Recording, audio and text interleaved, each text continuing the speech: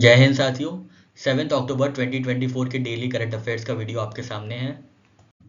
आज की पहली न्यूज़ है national mission to enhance oil seed production से रिलेटेड। तो ऑयल सीड का जो प्रोडक्शन है उनको क्या करना है, उनको एनहांस करना है। क्यों एनहांस करना है? क्योंकि क्या होता है, ऑयल सीड में हम काफ़ी इम्पोर्ट डिपेंडेंट है। मलेशिया, इंडोनेशिया, इन सारी कंट्री से हमारा काफ़ी इम्पोर्ट डिपेंडेंट है ऑयल सीड में। ठीक है, ऑयल में भी है जो हम लोग इराक, ईरान, सऊदी अरब से लेते हैं, कुवैत से लेते हैं, और ऑयल सीड में भी है जो हम लोग इंडोनेशिया से, मलेशिया से इंपोर्ट करते हैं। तो इसको एनहांस करना है, ऑयल सीड के प्रोडक्शन को एनहांस करना है। इस इनिशिएटिव का नाम है national mission on edible oils oil seeds. ठीक है, national mission on edible oils oil seed.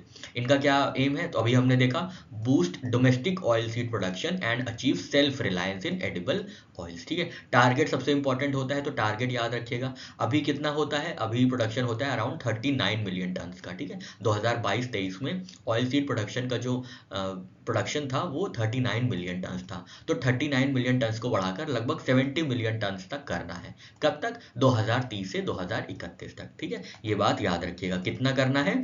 अभी कितना है? अभी 39 मिलियन टन है। ठीक है, जो हम येलो कलर में हाईलाइट कर रहे हो वो काफ़ी ज़्यादा इंपॉर्टेंट फैक्चुअल डेटा है, याद रखिएगा। आराम से प्रीलिम्स में आपसे क्वेश्चन बन सकता है। तो 39 मिलियन टन कब था? 2022-2023 में था। इसको कितना करना है? इसको लगभग 70 मिलियन टन या 69.7 मिलियन टन करना है। कितने कब, कितने टाइम फ्रेम में? तो 2030 से 2031 तक, 2030 से 2031 में। ठीक है, बैकग्राउंड इसका क्या है कि 57% ऑफ डोमेस्टिक डिमांड जो है, डोमेस्टिक डिमांड जो हमारी है वो ऑयल इम्पोर्ट डिपेंडेंट है। ठीक है, लगभग 57% जो है एडिबल ऑयल्स का, उनको हम लोग क्या करते हैं, उनको हम लोग इम्पोर्ट करते हैं। ठीक है, इसका थोड़ा बैकग्राउंड नॉलेज ले लेते हैं। इससे पहले क्या मिशन आया था? तो national mission on edible oils oil palm से रिलेटेड या oil palm specific enhance production करने के लिए 2021 में एक योजना लॉन्च की गई थी। उसके बाद एमएसपी जो है, increased minimum support price for oil seeds से रिलेटेड जो भी संबंधित एमएसपी है उनको बढ़ा दिया गया था।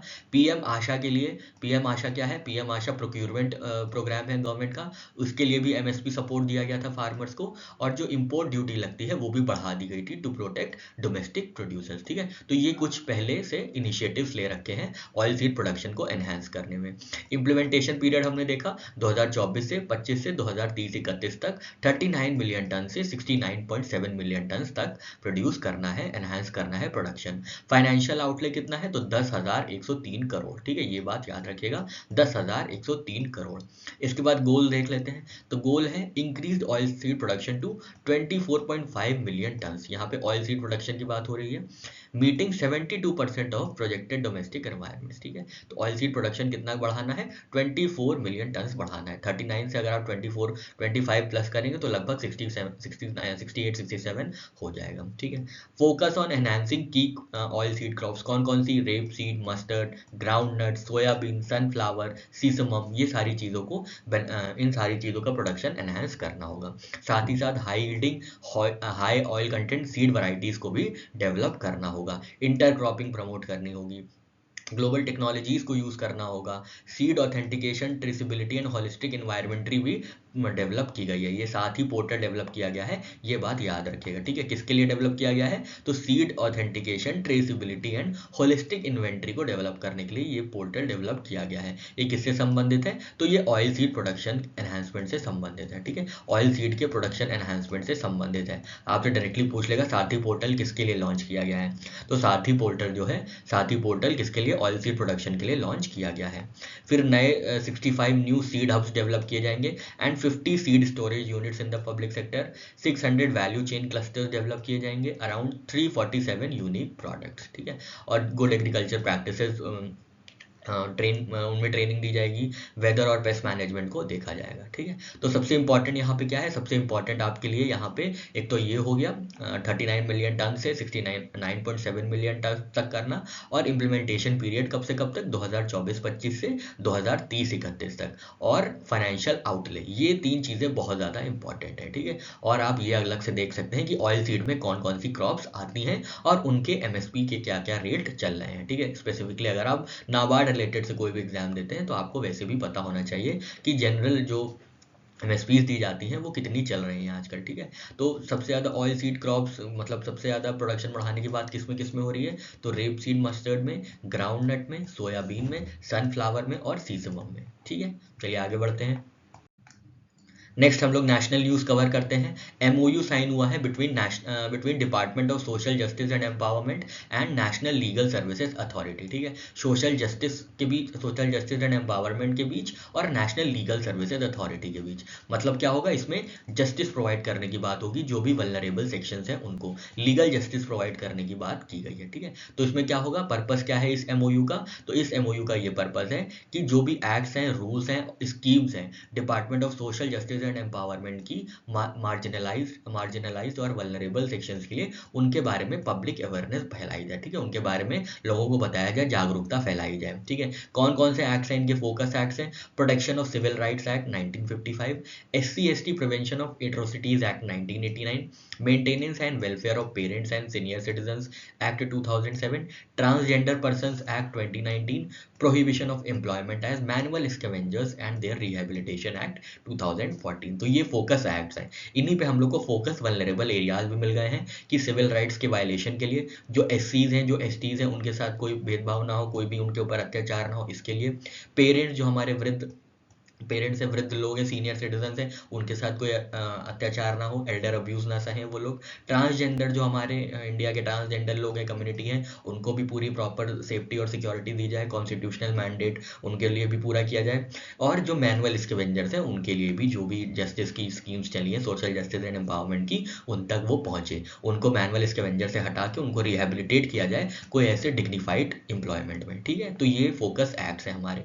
इनिशिएटिव लॉन्च यहाँ पे बहुत इंपॉर्टेंट है, ध्यान दीजिएगा, सारथी 1.0, ठीक है। सारथी 1.0, अभी हमने देखा था ऑयल सीड प्रोडक्शन के लिए क्या था, तो ऑयल सीड प्रोडक्शन के लिए सारथी था, यहाँ पे सारथी है, ठीक है। एम क्या है सारथी का, जो भी डिसएडवांटेज कम्युनिटी है, अभी हम लोग ने देखा कौन कौन सी है, SCs हैं, STs हैं, OBCs हैं, सीनियर सिटीजन हैं, डी नोटिफाइड ट्राइब्स हैं, एटसेट्रा, उनको उनके लिए डेवलपमेंट क्रिएट करना, ठीक है, एज पर UN 2030 agenda for sustainable development. इनका फोकस क्या है, पावर्टी को हटाना, इनइक्वालिटी को कम करना, सोशल प्रोटेक्शन देना इन लोग को, और कुछ ऐसी स्कीम्स को लॉन्च करना जिससे इनका डेवलपमेंट हो, ठीक है। नालसा के बारे में बात कर लेते हैं। नालसा कब इस्टेब्लिश हुआ था, 1995 में। इसका हेडक्वार्टर्स है न्यू दिल्ली में, और इसके जो एग्जीक्यूटिव चेयरमैन है वो जस्टिस संजीव खन्ना साहब है, ठीक है, जस्टिस संजीव खन्ना साहब है।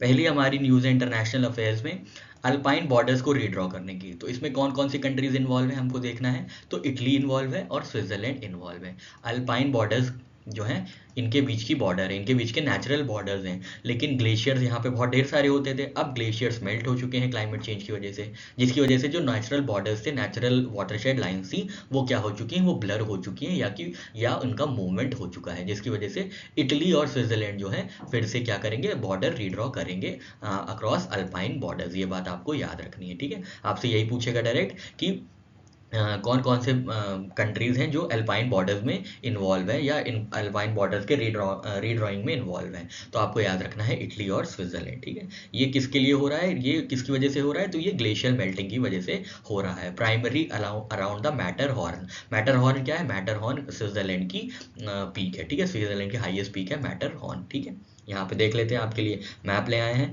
ये नीचे इटली है साउथ में, और स्विट्जरलैंड है नॉर्थ में, ठीक है, और इनके बीच का ये बॉर्डर है, ठीक है, ये बॉर्डर है इनका। अब यहाँ पे क्या होता था, यहाँ पे ढेर सारे ग्लेशियर्स होते थे, जिसकी वजह से नेचुरल बॉर्डर बन गया था। अब ये ग्लेशियर्स क्या है, पिघल गए हैं, तो नेचुरल बॉर्डर्स अब क्या है, वो पुराने वाले नेचुरल बॉर्डर्स नहीं रहे, ठीक है, जिसकी वजह से मूवमेंट हो गया है यहाँ पे मैटरहॉर्न माउंटेन्स में। अब इनका रीड्रॉइंग होगी, ठीक है, तो इसमें स्विट्जरलैंड इन्वॉल्व है और इटली इन्वॉल्व है।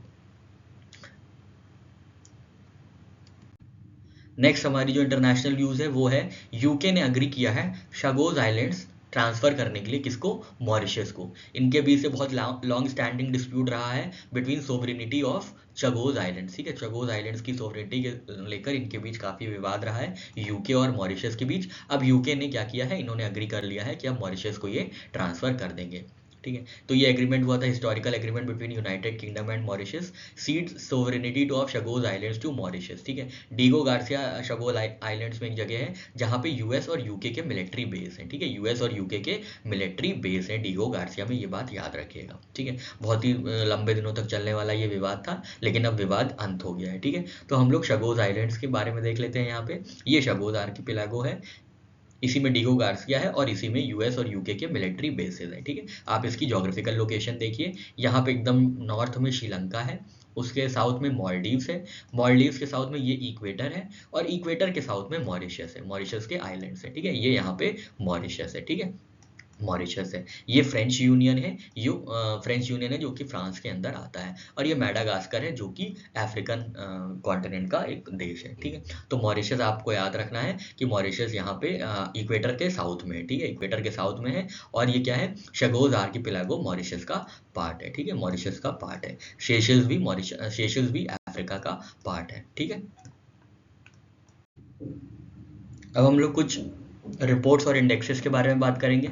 तो सबसे पहली जो रिपोर्ट है वो है busting the myth of jobless growth, और ये किसने निकाला है, ये ऑब्जर्वर रिसर्च फाउंडेशन ने निकाला है। ठीक है, हल्का सा याद रखिएगा कि busting the myth of jobless growth किसकी रिपोर्ट है, तो ये ऑब्जर्वर रिसर्च फाउंडेशन की रिपोर्ट है, जिसमें कहा गया है कि एम्प्लॉयमेंट इंक्रीज हुई है बाय 36%। ठीक है, तो जो लोग कह रहे हैं कि जॉबलेस ग्रोथ हो रही है, ग्रोथ तो हो रही है पर लोगों को जॉब नहीं मिल रही है, तो इसको ये रिपोर्ट बस्ट करती है, इन क्लेम्स को बस्ट करती है। ठीक है, तो बस आपको इतना याद रखना है कि busting the myth of jobless growth जो है वो ओआरएफ ऑब्जर्वर रिसर्च फाउंडेशन की रिपोर्ट है। अगली रिपोर्ट है हमारी इंटरनेशनल लेबर ऑर्गेनाइजेशन की World Social Protection Report 24 to 26, regional companion report for Asia and Pacific. ठीक है, तो बस इतना याद रखना है कि सोशल प्रोटेक्शन रिपोर्ट किसकी है, ये आईएलओ इंटरनेशनल लेबर ऑर्गेनाइजेशन की ये रिपोर्ट है। नेक्स्ट बढ़ते हैं हम लोग इंडेक्स की तरफ, जो कि है वर्ल्ड टैलेंट रैंकिंग इंडेक्स। ठीक है, ये बहुत इंपॉर्टेंट है, याद रखिएगा। World talent ranking index 2024, the socio economic implications of AI in the workplace. Workplace में आर्टिफिशियल इंटेलिजेंस का कितना यूज है और उसके सोशल और इकोनॉमिक इम्प्लीकेशंस क्या क्या हैं, इसको मेजर करता है वर्ल्ड टैलेंट रैंकिंग। ठीक है, इसको कौन निकाला है, तो इसको निकाला गया है institute for management and development द्वारा, institute for management and development द्वारा इसको रिलीज किया गया है। टॉप रैंक किसकी है, टॉप रैंक है स्विट्जरलैंड की। ठीक है, स्विट्जरलैंड की टॉप रैंक है, याद रखिएगा, rank 1 for 11th consecutive year, लगातार 11 साल से ये एक नंबर पे काबिज है। ओवरऑल स्कोर इनका 100 है। इंडिया की रैंक देख लेते हैं, जो कि खासा इंपॉर्टेंट है हमारे लिए, 2024 में 58th रैंक हो गई है, ये रैंक गिर गई है। ठीक है, ये रैंक क्या है, ये डाउनफॉल है। इंडिया की रैंक 2023 में थी 56th, और इंडिया का स्कोर कितना है इस बार का, 40.7। ठीक है, तो ये तीनों डायमेंशन याद रखना है। साथ ही साथ आपको टॉप 5 कंट्रीज की भी चीज़ें याद रखनी है। स्विट्जरलैंड सबसे ऊपर है, उसके नीचे सिंगापुर है, थर्ड पे लग्जमबर्ग है, फोर्थ पे स्वीडन है, और फिफ्थ पे डेनमार्क है।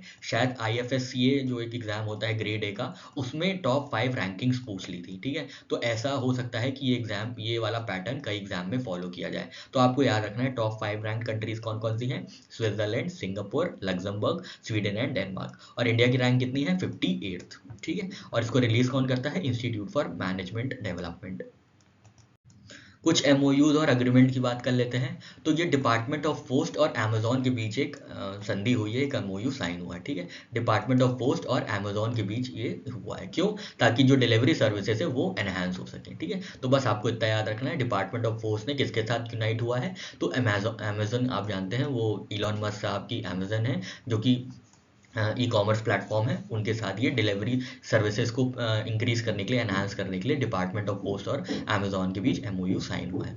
इसके बाद है अस्मी 19x19 मिलीमीटर सब मशीन गन। तो ये इंडियन आर्मी ने प्रोक्योर किया है लोकेश मशीन लिमिटेड, हैदराबाद तेलंगाना से। ठीक है, तो इन्होंने क्या किया है, इन्होंने डिलीवर किया है अस्मी 9x19 मिलीमीटर सब मशीन गन। ठीक है, तो बस इतना आपको याद रखना है कि किसने अस्मी सब मशीन गन डिलीवर की है इंडियन आर्मी को, तो ये कंपनी का नाम है लोकेश मशीन्स। ठीक है, आगे बढ़ते हैं। पावर फाइनेंस कॉर्पोरेशन ने अब तक का सबसे बड़ा लोन प्रोक्योर किया है, $1.265 बिलियन का लोन प्रोक्योर किया है। ठीक है, पावर फाइनेंस कॉर्पोरेशन ने, ये महारत्न कंपनी है। ठीक है, ये महारत्न कंपनी है, largest ever foreign currency term loan for Indian PSU, इसलिए ये इंपॉर्टेंट हो जाता है। ठीक है, इंडियन PSU में अब तक का सबसे बड़ा लोन है ये, लगभग $1.265 बिलियन का ये लोन है। ठीक है, स्पोर्ट्स सेक्शन में देख लेते हैं तो gold glory, India's men's team triumphs in rapid fire pistol. तो आईएसएसएफ जूनियर वर्ल्ड चैंपियनशिप हुई है जिसमें 25 मीटर की men's rapid fire pistol organise की गई थी, और ये कहाँ हुआ था? ये पेरू में हुआ था। पेरू की कैपिटल है लीमा, याद रखिएगा, ठीक है। इसमें इंडिया टीम में कौन कौन थे? राजवर्धन पाटिल, मुकेश नीलावली और हरसिमर सिंह राठा, ठीक है। ये तीन प्लेयर्स इन्वॉल्व थे इंडिया की तरफ से, किसमें? 25th mains rapid fire pistol में, ठीक है। 25th mains rapid fire pistol में, जो कि जूनियर चैंपियनशिप है, जूनियर वर्ल्ड चैंपियनशिप है, जूनियर वर्ल्ड चैंपियनशिप है। तो गोल्ड मेडल इंडिया को मिला है, इसलिए इंपॉर्टेंट हो जाता है। ये तीनों याद रखिएगा नाम, हो सकता है आपसे डायरेक्टली यही पूछ ले कि ये तीनों किस इवेंट से या किस स्पोर्ट से एसोसिएटेड है, ठीक है। तो राजवर्धन पाटिल, मुकेश नीलावली और हरसिमर सिंह राठा ने गोल्ड मेडल जीता है जूनियर वर्ल्ड चैंपियनशिप में। ये कहाँ हुई है? ये पेरू में हुई है, ठीक है। फर्स्ट हमने देख लिया इंडिया है। सेकंड कौन है? सेकंड रनर अप टीम थी फ्रांस, मतलब इसमें इस रैपिड फायर पिस्टल राउंड में सेकंड नंबर पे फ्रांस थी, थर्ड नंबर पे पोलैंड थी। मेडल टैली पोजीशन में ओवरऑल देख लेते हैं तो ओवरऑल में इंडिया फर्स्ट आई है, second people Republic of China है और थर्ड है यूएसए, ठीक है। कहीं तो इंडिया प्रॉस्पर कर रहा है, कहीं तो अच्छे मेडल ला रहा है, ठीक है। तो मेडल टैली जो है फर्स्ट रैंक पे है इंडिया, कहाँ पे? जूनियर वर्ल्ड चैंपियनशिप 2024 में। आगे बढ़ते हैं, ईरानी कप टाइटल के बारे में बात कर लेते हैं। तो मुंबई ने 27 साल बाद जो है 15वां ईरानी कप जीता है, ठीक है। विनिंग टीम कौन सी रही है? मुंबई, ठीक है। कैप्टन कौन है इसके? अजिंक्य रहाणे, ठीक है। अजिंक्य रहाणे इसके कैपिटल है। Player of the match Sarfaraz Khan, ठीक है। प्लेयर ऑफ द मैच दिया गया है सरफराज खान को, ठीक है। जो इनॉग्रल एडिशन हुआ था ईरानी कप का, वो 1960 में हुआ था। सबसे सक्सेसफुल टीम्स कौन कौन सी हैं? Rest of India. आप बताइएगा रेस्ट ऑफ इंडिया कौन सी टीम है ईरानी कप में, ठीक है। तो आपको और चीजें पता चलेंगी। इन्होंने 30 बार खिताब जीता है। उसके बाद मुंबई है जिन्होंने 15 बार खिताब जीता है। बाकी कर्नाटका, दिल्ली, रेलवे, विदर्भ ये सब जीते हुए हैं 2-2, 6-6 बार, ठीक है। तो यहाँ पे याद रखिएगा किसने ईरानी कप टाइटल जीता है? तो मुंबई ने जीता है। कौन सा? 15वां ईरानी कप, ठीक है। कैप्टन कौन है? Ajinkya Rahane. Player of the match कौन है? सरफराज खान। बात करते हैं इंडिया के फॉरेक्स रिजर्व्स की। फॉरेन एक्सचेंज रिजर्व्स इंडिया के 700 बिलियन माइलस्टोन टच कर लिए, 700 बिलियन डॉलर का माइलस्टोन टच किया गया है फॉरेक्स रिजर्व्स द्वारा इंडिया में, ठीक है। तो करंट रिजर्व्स कितने हैं? लगभग 704 बिलियन डॉलर जो है करंट फॉरेन एक्सचेंज रिजर्व है, जो कि इंक्रीज हुए हैं 87 बिलियन डॉलर से, ठीक है। 87 बिलियन डॉलर से इंक्रीज हुए हैं। तो ये लगभग 630 बिलियन डॉलर से लास्ट ईयर, इस बार ये 704 हो गए हैं, ठीक है। की कॉम्पोनेंट्स में क्या क्या राइज हुआ है देखते हैं। तो rise in foreign currency assets जो एफसीए होते हैं उनमें लगभग 10 बिलियन डॉलर का राइज हुआ है, और गोल्ड में 2 बिलियन डॉलर का राइज हुआ है, ठीक है। तो आपको कंपोनेंट भी याद रखने हैं कि कौन कौन से कंपोनेंट में राइज देखा गया है, ठीक है। रिकॉर्ड इंक्रीज हुआ है 12.58 billion dollar increase in reserves. Foreign currency पहले 600 बिलियन डॉलर थी, अब वो 626 हो गई है लगभग और इसके बाद गोल्ड रिजर्व जो 65.7 बिलियन थे वो हो गए हैं लगभग 67 बिलियन डॉलर्स, ठीक है। तो आपको ये बात याद रखनी है, ठीक है। ग्लोबल स्टैंडिंग, चाइना, जापान और स्विट्जरलैंड के बाद इंडिया कंट्री बनी है जिन्होंने 700 बिलियन डॉलर्स का फॉरेक्स टच किया है, ठीक है। 700 बिलियन डॉलर्स का फॉरेक्स टच किया है, तो ये चौथी कंट्री ऑलमोस्ट बनी है चाइना, जापान, स्विट्जरलैंड के बाद, ठीक है। तो आपको ये बात याद रखनी है। कुछ स्टेट रिलेटेड न्यूज़ के बारे में बात करते हैं। तो सबसे पहले हिमाचल प्रदेश से खबर है। हिमाचल प्रदेश में एडीबी ने अप्रूव किया है 162 मिलियन डॉलर का लोन, ठीक है। किसके लिए? सस्टेनेबल टूरिज्म को डेवलप करने के लिए। सस्टेनेबल टूरिज्म को डेवलप करने के लिए हिमाचल प्रदेश को एडीबी ने 162 मिलियन डॉलर का लोन प्रोवाइड किया है, ठीक है। तो क्या क्या होगा यहाँ पे? पैंडेमिक हिट डिस्ट्रिक्ट्स को फिर से रिवाइव किया जाएगा, हेरिटेज साइट्स को बढ़ावा किया जाएगा, कल्चरल साइट्स जो मंडी और हमीरपुर में है उनको बढ़ावा दिया जाएगा, डेवलपमेंट इंक्रीज, इंफ्रास्ट्रक्चर डेवलपमेंट किया जाएगा, ठीक है। एनवायरमेंट फ्रेंडली टेक्नोलॉजीज यूज होंगी, वल्नरेबल ग्रुप्स की एक्सेसिबिलिटी के बारे में डेवलप किया जाएगा, wellness centres, sports hub, water park, ये सारे कॉम्प्लेक्सेस को डेवलप किया जाएगा। तो ये बात आप याद रखिएगा। सस्टेनेबल टूरिज्म को डेवलप करने के लिए एडीबी ने किस स्टेट को, किस भारतीय राज्य को 162 मिलियन का लोन दिया है? तो हिमाचल प्रदेश को दिया है, ठीक है। आगे बढ़ते हैं, मेघालय की तरफ आते हैं। तो मेघालय और bill and Melinda Gates foundation के बीच एमओयू साइन हुआ है जिसके अंतर्गत हेल्थ इंप्रूवमेंट्स के बारे में बात हुई है, जिसमें क्या होगा, पॉपुलेशन के हेल्थ आउटकम्स को इंक्रीज किया जाएगा, मैटरनल और न्यूबॉर्न हेल्थ के बारे में बात की जाएगी, उनको बढ़ाया जाएगा, उनको सेफ्टी प्रोवाइड की जाएगी, फैमिली प्लानिंग के बारे में डेवलपमेंट किया जाएगा, नर्सिंग एजुकेशन प्रोवाइड की जाएगी और एग्रीकल्चर और लाइफ स्टॉक डेवलपमेंट भी किया जाएगा। ठीक है, सिग्निफिकेंस क्या है इसका, मेघालय जो है तीसरी स्टेट बनी है after Uttar Pradesh and Bihar to partner with Gates Foundation of India. ठीक है, तो आपको याद रखना है बिल एंड मिलिंडा गेट्स ने Bill and Melinda Gates Foundation ने किसके साथ पार्टनरशिप की है, एमओयू साइन किया है, तो मेघालय के साथ साइन किया है to increase to foster health outcomes among population of Meghalaya. ठीक है, आगे बढ़ते हैं, उत्तराखंड पे आते हैं। तो उत्तराखंड ने अपनी 2 स्कीम्स के नाम को रीनेम किया है। तो पहली स्कीम जो रीनेम की गई है, रूरल एंटरप्राइज एक्सेलरेशन प्रोजेक्ट का नाम अब ग्राम उत्थान योजना रख दिया गया है। ठीक है, ग्राम उत्थान से समझ में आ रहा है, ग्राम और ये उत्थान, ग्राम मतलब विलेज और उत्थान मतलब डेवलपमेंट, तो विलेज के डेवलपमेंट की ये योजना होगी। Improve livelihoods of rural poor families bye connecting them with entrepreneurship opportunities. ठीक है, एंटरप्रेन्योरशिप अपॉर्चुनिटीज प्रोवाइड की जाएंगी जो भी रूरल पुअर फैमिलीज हैं ग्राम उत्थान योजना के अंतर्गत। ठीक है, फंडिंग स्ट्रक्चर होगा 50% of the cost finance by bank loan, 20% beneficiary contribution and 30% financial assistance from the project. Second जो है वो है रूरल बिजनेस इंक्यूबेटर स्कीम, जिसको नाम दिया गया है चीफ मिनिस्टर उद्यमशाला योजना। तो आपसे डायरेक्टली यही पूछेगा, चीफ मिनिस्टर उद्यमशाला योजना किस राज्य की पहल है या किस राज्य की स्कीम है, तो आपको याद रखना है ये उत्तराखंड राज्य की स्कीम है। तो उत्तराखंड की 2 स्कीम है, कौन कौन सी, एक तो ग्राम उत्थान योजना और दूसरी सीएम उद्यमशाला योजना। अपॉइंटमेंट सेक्शन में गवर्नर ऑफ मिजोरम के बारे में बात करते हैं। तो जो इनकम्बेंट गवर्नर ऑफ मिजोरम है डॉक्टर हरि बाबू खम्बापति, उनको क्या हुआ है, उनको थोड़ी सी लंग में दिक्कत हो गई है, जिसकी वजह से अब जो एक्टिंग गवर्नर होंगे वहाँ के वो हो जाएंगे इंद्रसेना रेड्डी नल्लू। ठीक है, इंद्रसेना रेड्डी नल्लू जो कि कहाँ के अभी हैं, इनके पास त्रिपुरा का चार्ज है। ठीक है, ये करेंट गवर्नर हैं त्रिपुरा के, लेकिन इनको एडिशनल चार्ज मिल गया है मिजोरम का। क्यों, क्योंकि डॉक्टर हरि बाबू खम्बापति जो हैं वो मेडिकल लीव पे हैं। ठीक है, तो इंद्रसेना रेड्डी नल्लू जो है ये त्रिपुरा का भार संभाले हैं, त्रिपुरा का, और अब मिजोरम का भी भार संभाले हैं। ये कुछ कॉन्स्टिट्यूशनल प्रोविजंस हैं। आर्टिकल 153 में इंडिया कॉन्स्टिट्यूशन में बोला गया है कि गवर्नर होना चाहिए हर राज्य में। गवर्नर को अपॉइंट कौन करेगा, तो ये बात लिखी गई है आर्टिकल 155 में कि president of India by warrant under his seal appoints governor. ठीक है, एलिजिबिलिटी क्या है, एलिजिबिलिटी आर्टिकल 157 में दी गई है, must be citizen of India and at least 35 years old. ठीक है, 35 साल का होना चाहिए और 157 में ये बात लिखी गई है। ठीक है, तो ये 3 इंपॉर्टेंट आर्टिकल्स हैं, गवर्नर को लेकर याद रखिएगा। नेक्स्ट अपॉइंटमेंट है अविरल जैन का। तो अविरल जैन को अपॉइंट किया गया है as executive director of RBI. ठीक है, बस इतना याद रखना है, एग्जीक्यूटिव डायरेक्टर ऑफ आरबीआई कौन बने हैं नए, तो अविरल जैन साहब बने हैं। International week of deaf people celebrate किया जा रहा है 23 से 29 ऑफ सितंबर 2024 तक। ठीक है, लास्ट फुल वीक ऑफ सितंबर को सेलिब्रेट किया जाता है international week of deaf people. ठीक है, international week of deaf people. इस बार की थीम क्या है, sign up for sign language rights. Sign up for sign language rights इस बार की थीम है।